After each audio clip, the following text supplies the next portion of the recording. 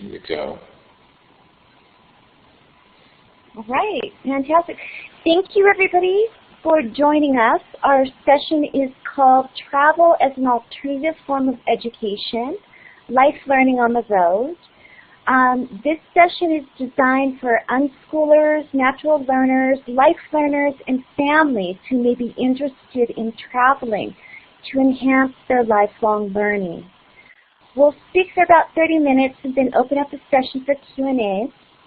We have a lot of information about our journey, a lot of information about our background, our projects, and our adventures at our website at redesigning.com. And we'll share our links and our contact information at the end of the session. So if you happen to be watching this as a recorded version, please feel free to contact us via our site if you have any questions. We are so honored to be here at the Homeschooling Conference, among so many incredible experts and thought leaders in the field of education. Unfortunately, we're neither of those. We're simply a mother and son who sought out a different way to live our lives and stumbled upon a lifestyle in which we discovered we were learning effortlessly, completely engaged in our lives, and having a lot of fun doing so. My name is Miro, and I've been living a nomadic lifestyle with my mom for the past 4 years. And I'm Lainie, his mom. This conference focuses on homeschooling and all that surrounds it. What makes this talk a little different is that we don't have specific credentials, no particular philosophy, nor do we even have a home at many of the times that we travel. But what we do have are our personal experiences to share with you. First, a little background. My mom and I left the U.S. in July of 2009. I was 10 when we left, and we thought we were leaving for 1 year of traveling. As we started on our 5th year on the road, we've discovered so much about the power of travel as it relates to learning.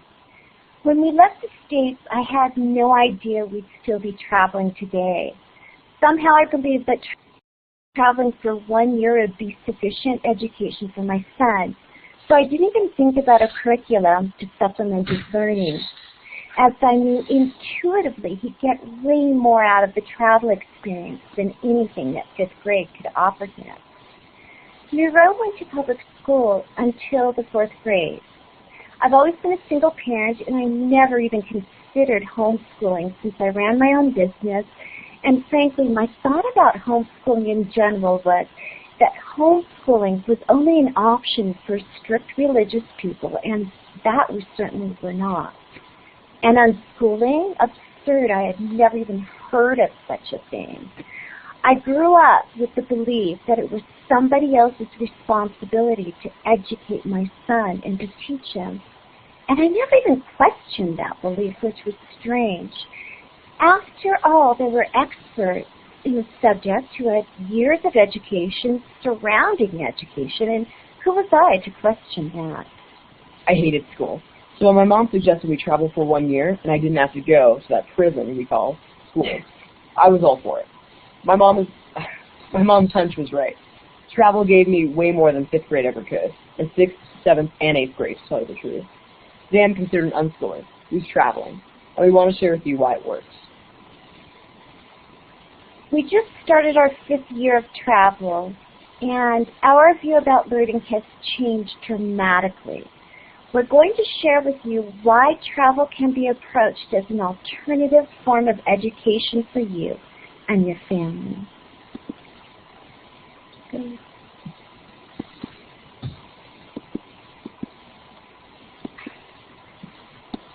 Where's the slide?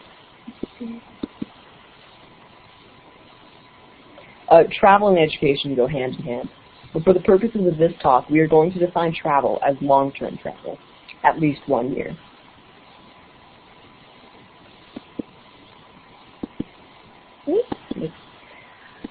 So, how does learning happen? In our experience, we've discovered 3 types of inspirations that lead to learning.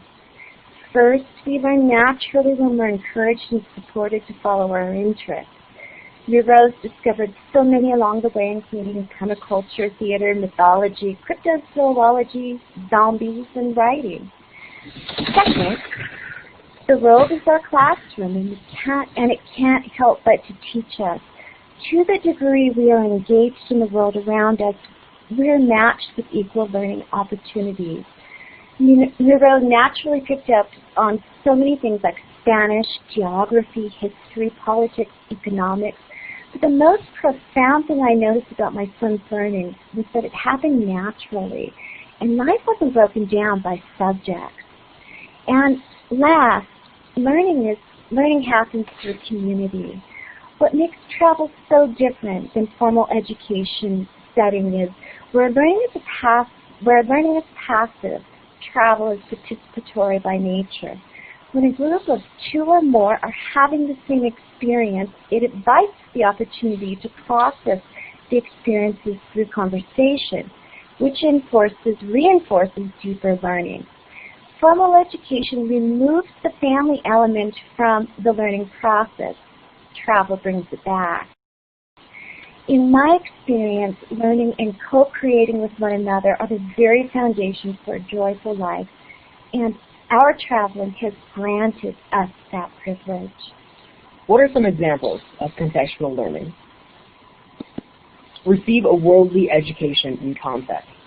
We explore the artwork of Botero in Colombia, Guaycimin in Ecuador, and Recinos in Guatemala.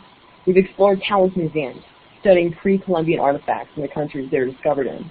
We've traversed over 40 different ruins, spoken with noted researchers and archaeologists, and developed our own ideas about history. We've learned the art of traditional weaving, taught by the famous weavers of Chinchero. We've spoken with the victims of war, listened to their stories and empathized with their struggles, as we learned about politics and economics as expressed through the human condition. We've put our hands in the soil, planted native plants, and explored the historical relationship between human and plant within the world of ethnobotany.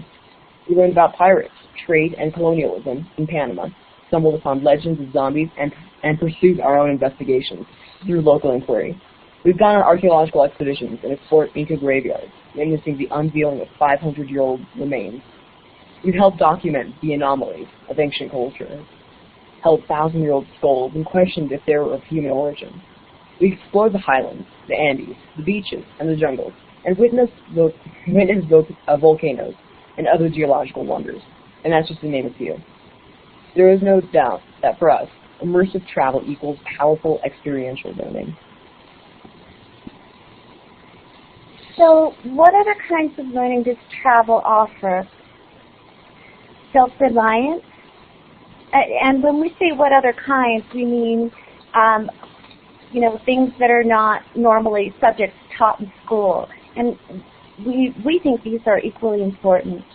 So self-reliance, when traveling, there's always new things to stimulate, excite, engage yourself and your child.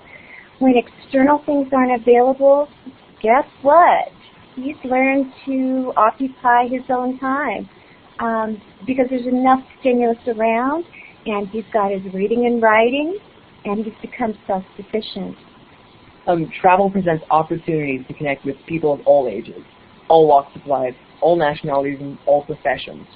Socializing is a no-brainer when it comes to travel, and there isn't another activity out there that offers such diverse social opportunities. Yes, so if somebody says, how is your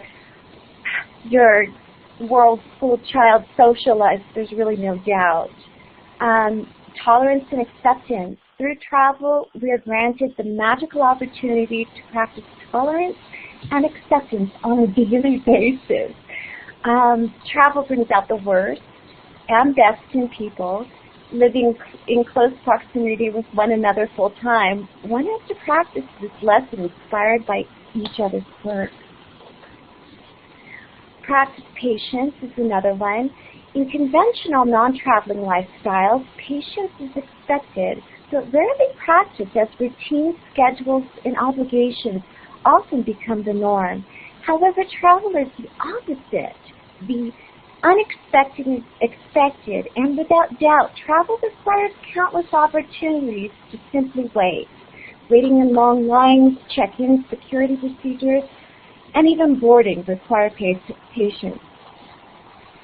And then not finally, but also important is contributing to group effort. As parents, we say your opinion matters, but children's voices are often quieted in conventional lives as routine schedules, responsibilities take priority. However, traveling provides the perfect platform to encourage all voices to be heard, to create equality among the group, the family as a unified unit. Practicing group dynamics is one of the most important life lessons, and encouraging your children to speak up and share their needs, desires, and interests can be a valuable way to learn it. Becoming adaptable. When you travel, things ultimately do go wrong. There is no avoiding it. Things get lost. There are unexpected weather conditions. Issues come up surrounding transportation, and places are closed when they're supposed to be open. Being able to adapt or make do is an important lesson in flexibility and letting go of expectations. And real-world problem solving. Through travel, Miro has had the opportunity to make real-world decisions, solve problems in context, plan and budget our lives. You can't get any more real-world than that.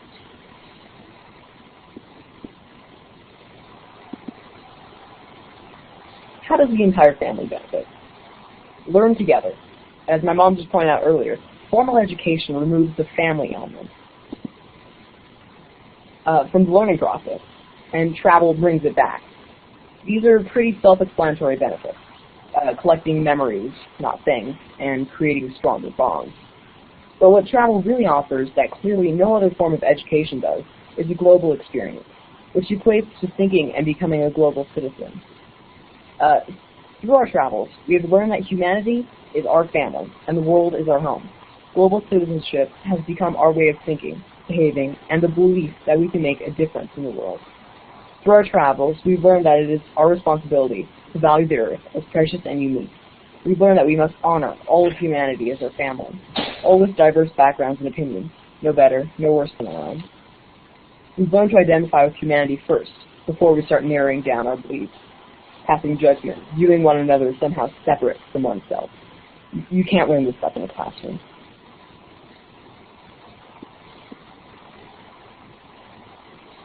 So what are some of the strategies as a traveling family that you can use to keep your family engaged? Traveling to someplace new presents the perfect opportunity for each family member to research what they want to see, do, or experience, and add that to the itinerary, giving everyone a voice and making that everyone's responsibility. Planning should always be a group activity as well, giving everyone an equal voice. Figure out what works best for your family, but schedule planning meetings and daily or weekly check-ins as needed. Budgeting, that should also be a family group responsibility as it is in our family. Define the yearly budget, break it down by month, by week, by day, etc., and allow each family member to be responsible for a portion, which can involve currency conversion, defining separate budgets for entertainment, food, lodging, transportation, etc. These are real-world opportunities that should not be overlooked, and this is how you apply math in real life. Logistics, like trains, bus, flight schedules, involve everyone. And as we mentioned before, group dynamics are still important. Practicing group dynamics, I feel, is one of the most important aspects of life. That's a tool that you're going to use throughout your life. Encouraging your children to speak up and to share their needs, desires, and interests can be a valuable way to learn. Through consciously focusing on what's best for the group, every voice must be heard, and each person has the opportunity to exercise positive leadership in one circumstance or another. On the flip side, practicing grace and compromise can be an important element to learning about a group dynamic. You can't teach this stuff in books. This sort of lesson must be learned. And my favorite always is play. Always be reminded to experience the world through your child's eyes, because travel offers new sights, sounds, flavors, and experiences. And sometimes as adults, we become desensitized to these things. Our children allow us to see the world freshly through their eyes and allow us to experience the world through a renewed childlike perspective. Use this perspective to play and realize that this is one of the very foundations of learning freely. Curiosity and play. I hope I never lose sight of this quality inside of me. Thank you. So that's it. We hope you've enjoyed our presentation. We've put up links, and we invite you to visit us at our website anytime. So there you go. We spoke about the dynamics of learning together and how everything can become a lesson, and how world schooling is not just about the subjects. But I hope that we've pointed out that everything that we've shared can be, if you need to put them into the subject line of geography or math or history, you can do that. But it's such an integrated way of learning that we fully recommend world schooling as a legitimate form of education. So do you want me to kind of help you manage Q&A? If you've got a question, sure. Well, as long as feel free to put it in the sure. chat, or you can raise your virtual hand and you can ask a question. We found as a family a very interesting thing happened when we were traveling, which was we had to shift out of the mode of being passive and letting someone else control sort of the schedule, and also being willing to be really flexible. And it felt like those skills, when we came back from our extended trip, really served us well in being able to define, no, we're not going to do it just because someone else says we should do it, or we're not going to feel rushed, we're going to not worry that something has to be in place, we're going to be willing to be flexible and take things as they come. Does it feel like those kind of larger lessons are part of what you're trying to communicate, sort of lifestyle changes? Well, they are, and there's a lot that we didn't talk about because we wanted to really focus more on the learning education perspective. But one of the biggest shifts inside of both of us was learning to live from inspiration. First, how to listen to what it is inside of you that's speaking to you, what the inspiration is saying, follow that, and then to be present with all that life is presenting to you.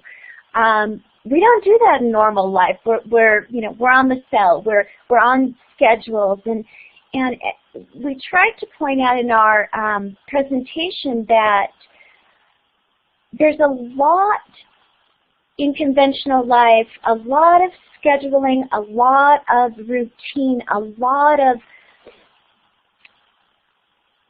things that we take for granted every single day, and we forget to be present, and we forget to look at these small things. And children teach us how to look again at the world through fresh eyes. He was 10 when we started to travel, and for the first time I was able to see things that I've seen a million times in my life, like waterfalls or fountains, but to see them again and have the permission to slow down and not be on anybody else's schedule and see the beauty of the water drops, because you never took time to look at it before. That's learning. I really think it's a lifestyle shift, but it's learning. It's everything. So lots of Do you have anything to add to that? Lots of nomads in the U.S. Work online, and they're able to support themselves through some kind of virtual work. I don't want you to have to reveal anything that may be more personal, but how do people travel like you have traveled and keep a positive cash flow? That's a really good question. We've talked about our income. We live on what we make in 1 year, what I used to make in 1 month. So We live on very, very, very little money. But when I lived in the States and when I owned my own business and I was accustomed to working 60 to 80 hours a week, I mean, incredible, incredible hours. But I didn't have time for anything. And that was really the biggest reason why we left, was I was missing out on his childhood. We were going to take a year off. The economy collapsed. We had the time. We had some savings. But to answer your question, are we digital nomads? I suppose we are. We earn a little bit of money from our blog. We earn a little bit of money from writing. We learn a little bit of money from other sales. And we talk about where our income comes from on our blog, but it's piecemeal, and we never know, you know, it's not, a lot of people would not be comfortable not knowing if the money's coming in that month or not. But that's part of the lesson that we've learned. We've learned to trust the universe. We've learned to not stress. We've learned to let go of having to know. And when we talked earlier about being okay with the unexpected, that's part of it too. But, you know, we're just a lot more mellow and a lot easier about life than we were before. So do you know who John Taylor Gatto is? Of course, so yeah. There's an element to some of his work that would sort of describe that kind of frenetic behavior, the feeling of working so hard and being controlled, is actually purposeful.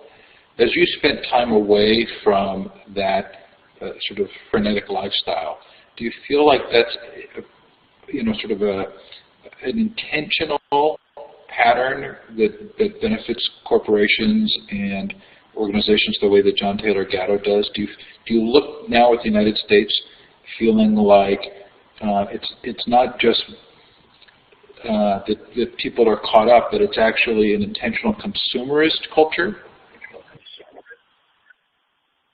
Well, I mean, that's a loaded question. I come from the world of advertising, and I worked almost 20 years, 18 years more or less, creating consumer brands, messaging, and the campaigns, the strategies behind them.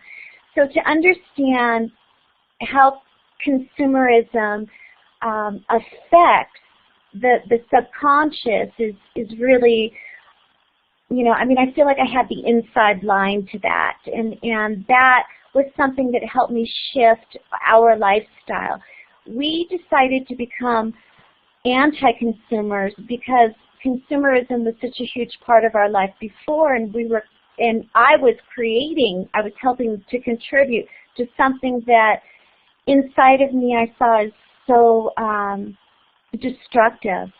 And so I had this real inner struggle between, you know, creating very destructive messaging that, you know, I didn't feel good about. I mean, later in my career I moved into branding and I started working for green eco companies and conscious businesses, but still, I was still contributing to that. And so when we decided to leave, we decided to give up all of that. And initially it was for a year, and that was a little easier for us to wrap our head around.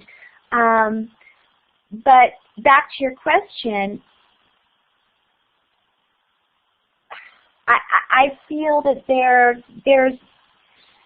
we view the United States and the first world countries very, very different. These sorts of cultures very differently now. It doesn't have value in our lives, and I think it was designed to keep people distracted. So if you have a question for Lainie or Miro, all 4 or 5 of us, please raise your hand, put a question in the chat. I don't want to be monopolizing the conversation, but I am very curious. I'm curious, too, as well, has your sense of history changed as you've sort of encountered different perspectives on world history? Go ahead. Oh, well, there's another question. But yeah. You go first now. Absolutely. Our sense of history has changed because we've been so immersed in these ancient cultures, and we've started looking at the story of human history, not just modern history, we've got a greater understanding now of where we've come from. You know, I never had an interest in archaeology before we started traveling. I've never had an interest in anthropology. I never pursued any of these things, but through virtue of travel and being exposed to these new ideas, we've dived down a rabbit hole where we have held, you know, the 1,000-year-old skulls that are rumored to be perhaps not of human origin, you know, and so we're entertaining all of these potentially new ideas that never would have come across our universe had we not started traveling. And to Jesse, I would like to write for my life. I don't know what else I will be doing, but I know I want to write.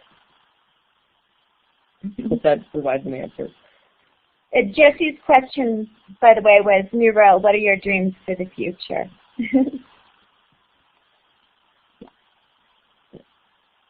Were there any other questions?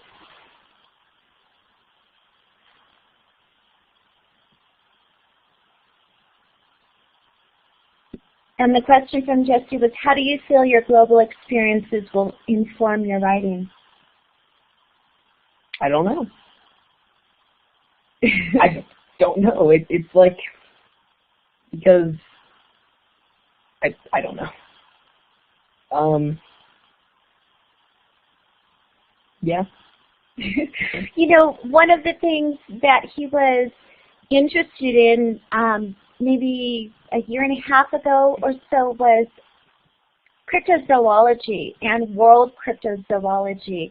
And so the idea of different cultures having different mythologies about the creatures and going to different countries, he's been able to actually explore some of these personally. You want to talk about the cryptozoology a little bit? Okay. Okay. So the question from Jesse is, maybe you'll have a broader worldview and experience to write from. And yes, I think that is probably the case. All these experiences will probably give me a broader imagination, I'd like to believe, because everything has to start somewhere. And I've seen more, so there's more places to start from, I think. Okay.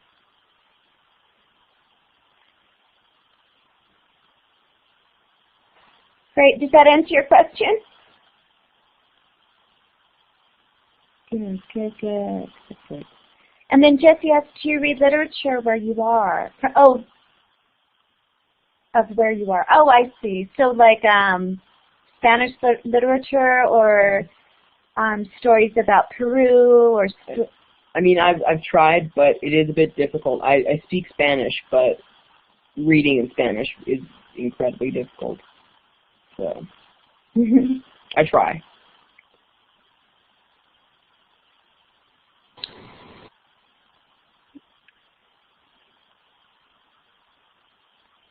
Okay, here's a question. I'm thinking what keeps coming up most from this freedom your experience is the mindset. People believing things such as it's not legal to think for themselves. What advice do you offer to help free people's minds?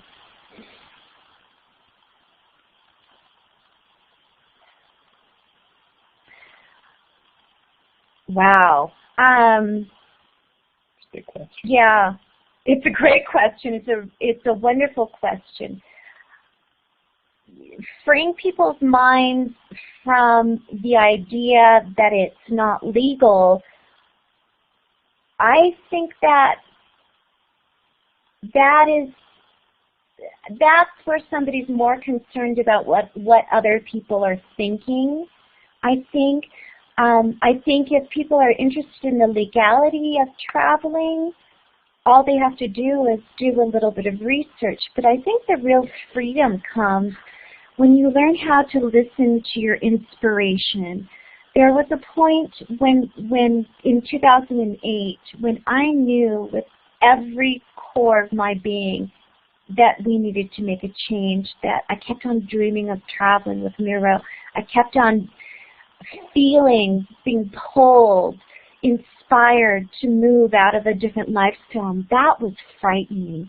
It was frightening. I wasn't as concerned about the legality of it. I was concerned about my own sanity if I didn't follow this internal pull that was so strong inside of me, telling me that we needed to do this.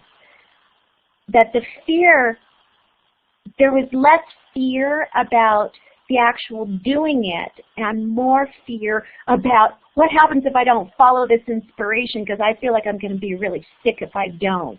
So I knew he was completely, you know, he was excited about the vision, and, you know, that to us became the drive, you know, the drive. And when I decided that it was less important to care about what other people said or what their opinions were, even, you know, what the legalities were. I mean, I didn't feel like we were doing anything illegal. I knew that what we were doing, what we were inspired to do was, you know, the thing to do. I hope that answers your question. I know that was a very difficult question. I hope that satisfies your question, though. Bernard asks, can you talk a bit about the types of friendships that you have developed amid your travels? Where and how do you connect with people in your travels?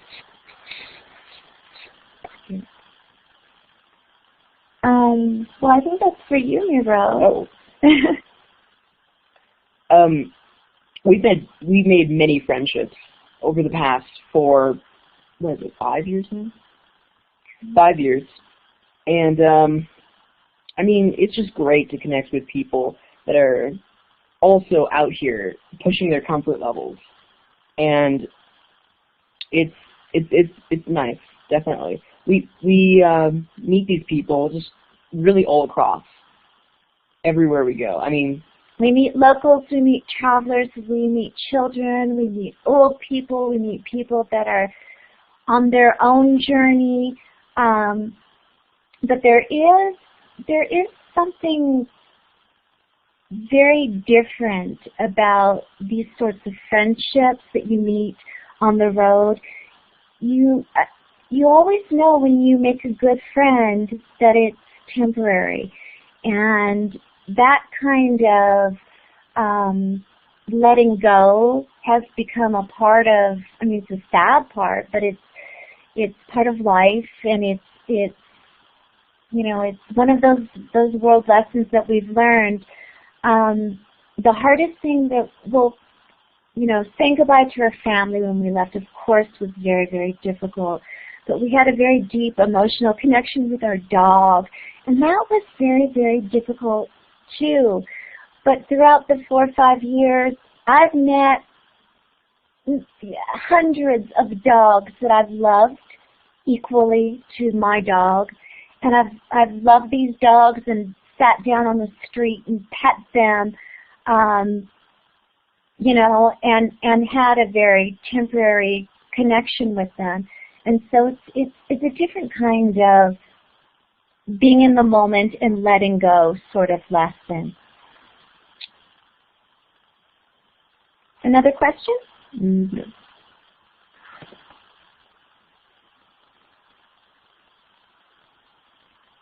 So the interesting dynamic that's kind of I was going to say, if anybody wanted to speak on the audio on the microphone, just let us know, raise your hand, or, you know, we'll put you on the mic. I think Monica's question is a really important one, which is how do you help people get a sense of independence? I'm not sure she meant legal on the sense of lawful. I think she just meant, is it okay to be an independent thinker? And the difficulty is that for ideas to spread, they have to be kind of spreadable. And independent thinking isn't an idea that spreads rapidly like commercialism or consumerism. And so I think we saw Gandhi do it with spinning, right, which was an idea that re-empowered people to take back control of their lives. It was very simple. They could spin their own cloth. They were in control of their lives. And Monica, I'm feeling like that it's something like that that's needed, that kind of is simple for everybody to adopt, no matter what income level or educational background. You need something that can compete with the commercial meme. Well, every family that we've spoken to that have taken a year off to travel has gained these sorts of valuable, incredible, valuable lessons. And through the travels and through, you know, the unity of the family, and through the connections that they've met on the road, they've really gained those independent thoughts, because it's taking you outside of American Idol, and it's taking you outside of, you know, general pop culture, and it's taking you outside of daily consumerism, and it makes you reliant upon yourself and your character and the group that you're traveling with and your own resources. And you design your experiences daily by your choices, your independent choices.